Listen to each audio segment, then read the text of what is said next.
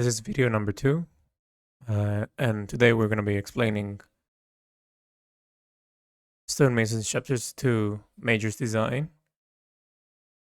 The way that the designs go is that in each chapter there is a major design, and then there is extra designs that are only displayed once you interact with the main design. So as you can see in this video and in this deep dive, we're going to be unraveling chapters 2 design. It is my first design that I've done in the major section, and is the biggest one as of yet. So naturally it took me quite a while, and took me close to 5 months, I would say. Usually my smaller designs, which were roughly A3 size, took me 3 months. But this one was different given that I was dealing with bigger space, and bigger space meaning I had more ground to cover with pencil marks and shadows, and making sure that the light and the light source that is there is being displayed properly. So my main concern in this design, before I start deciphering it, was that I needed to show a very important part in the story. This part in the story, in the narration, we see the stonemason for the first time. His physical and his physical present in the design, and the biggest challenge was making sure that he looks human while his creations looked stone. And I think I quite nailed that in my endeavors of doing so. And in this chapter, we're seeing how sort of a room in the tower is being represented while he is reading something, which we don't know what it is as of now. But we see his room. We see this utter disarray, this plethora of lots of notes and sporadical designs that are just all over the floor, stone chips, and all of his creations just bundle up together. He seems extremely fixated on the paper, extremely fixated on what's going on what he's reading. And we see a massive statue opposite him, which is half done, and it seems to be completely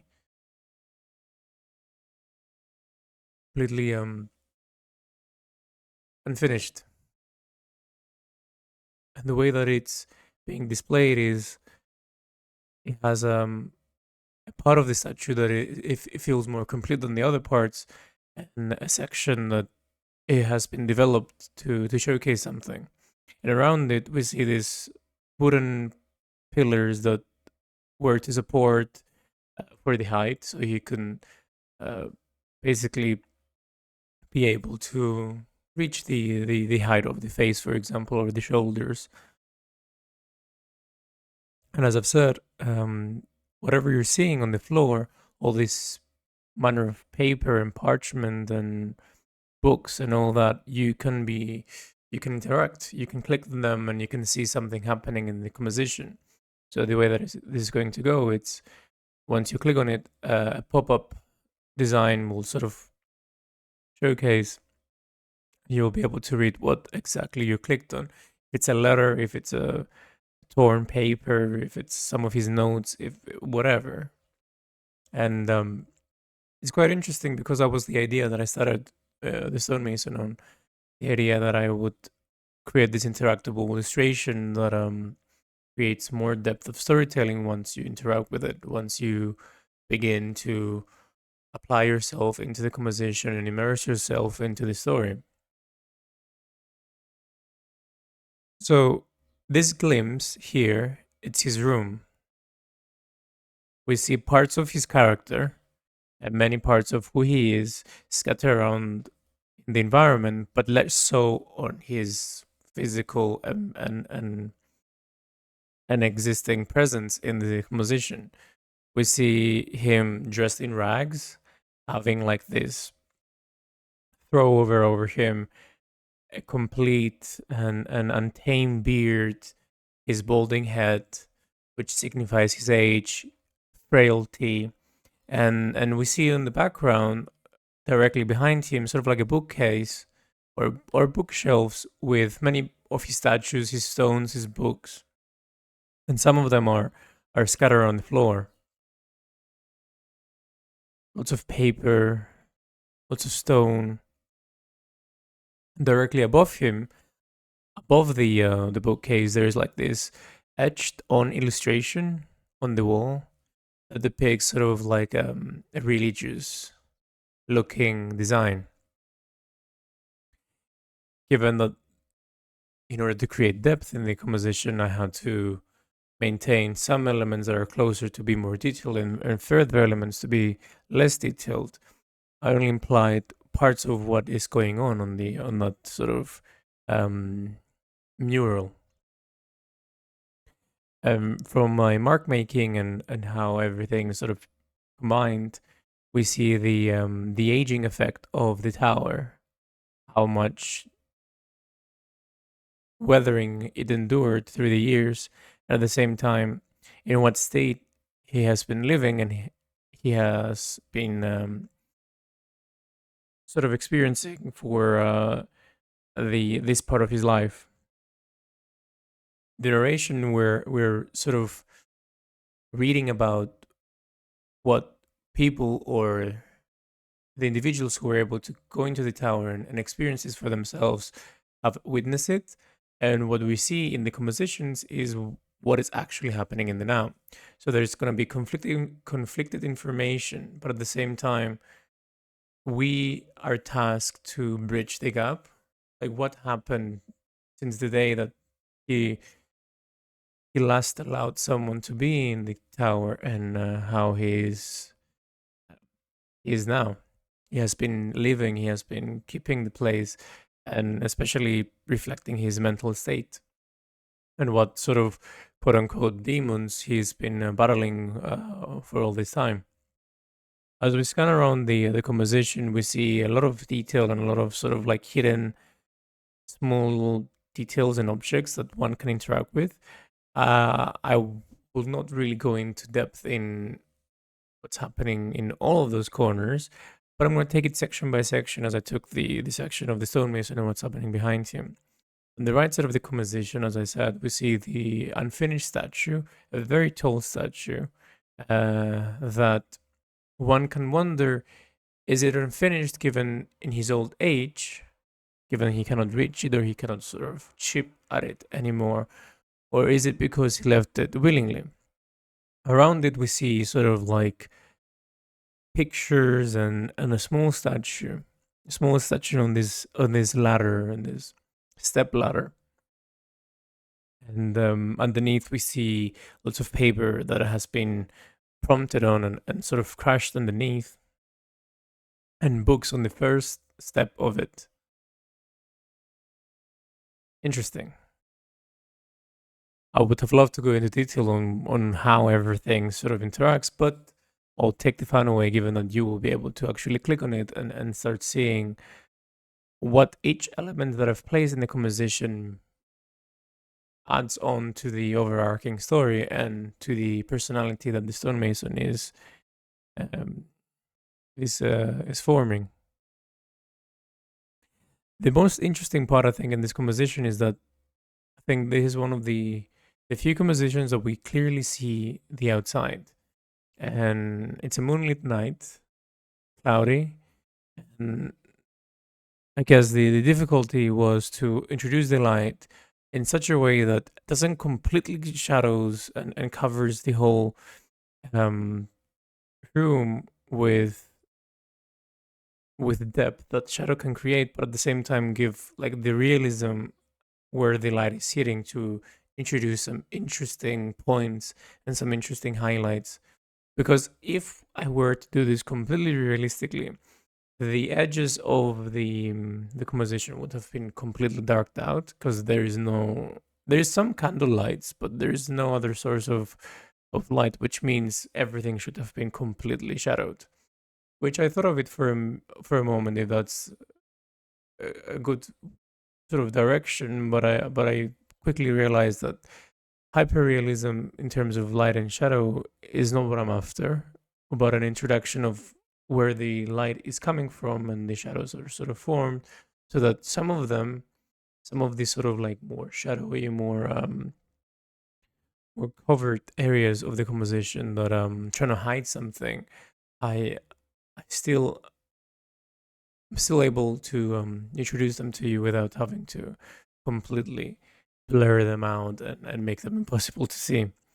So it has it's sort of like a balance that I'm trying to find, and most of the drawings that I have done so far, including this one, is not 100% done. In a way that once I finish everything and I put them all together, I'm gonna sort of play around with the shadow values and make sure that everything is on the same level.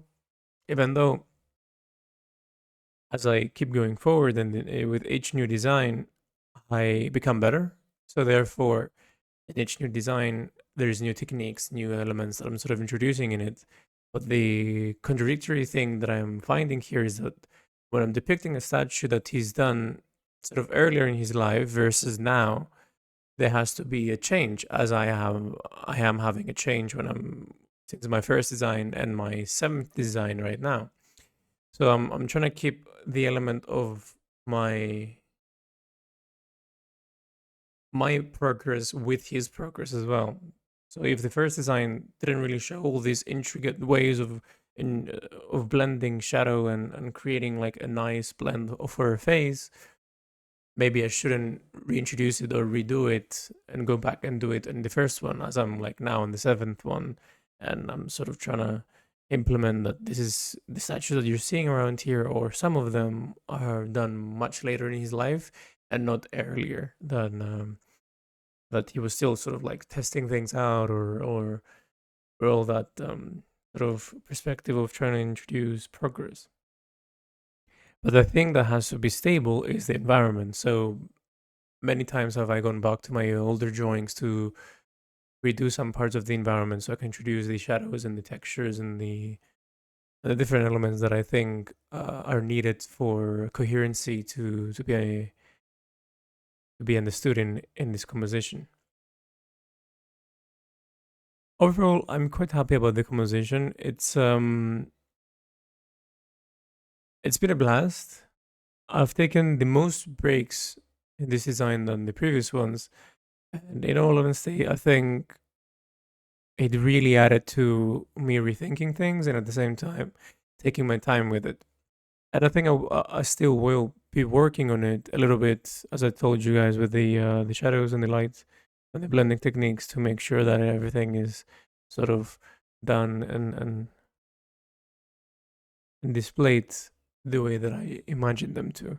Even though my imagination of it is always a tricky part because perfection begins to linger, which we don't want that.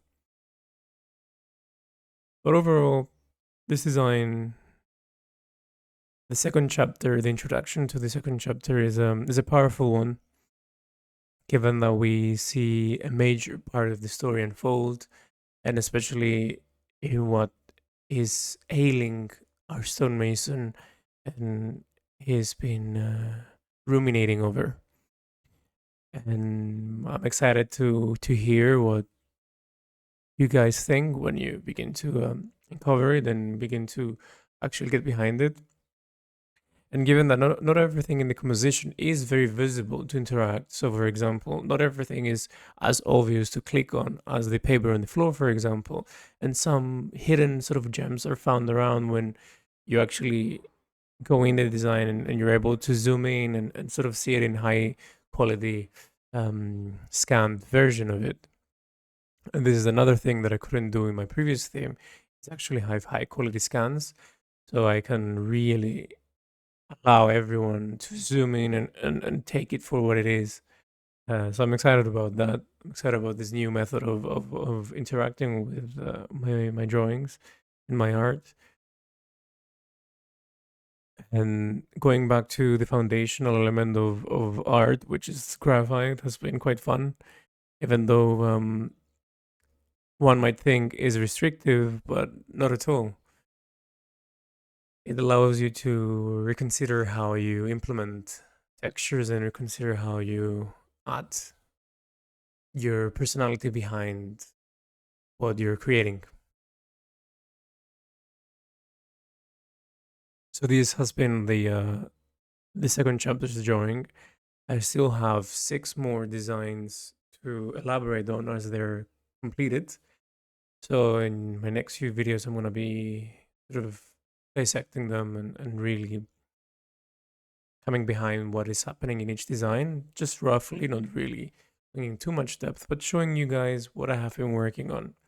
Given that I have recently finished this one, I wanted to show it to you first, given that it's a main chapter and it's a main design. And what I'm going to be doing now is moving on to chapter 3, the main design, which basically will make sense why 6 other designs exist from it, which I think I touched on the previous theme, the previous video about the 6 statues that you can interact on them. It's basically, I think, a frontal view of all the 6 statues, and you can see them and interact with them. That's what I'm going to be doing. And part of it, you will be able to really get behind and see how it starts and how it sort of progresses, as I'm gonna be covering it this time for the third chapter's design. I'm looking forward to hear what you guys think, and